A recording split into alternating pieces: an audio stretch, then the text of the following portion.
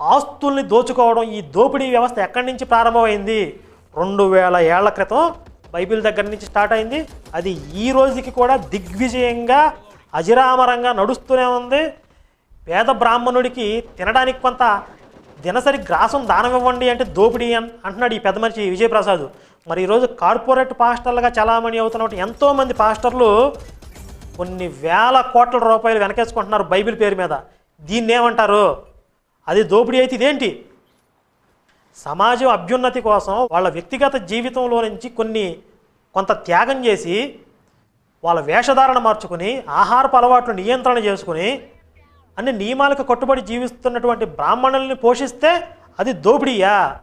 విచ్చలవిడి విలాసాలకి అలవాటు పడి మతం పేరుతో, మూఢ విశ్వాసాల పేరుతో ఆస్తిలో భాగాల్ని, సంపాదనలో భాగాల్ని పేదల దగ్గర నుంచి రక్తం పిండుకుని తాగుతున్నటువంటి ఈ మత మార్పిడి మాఫియా చేసేదేంటి?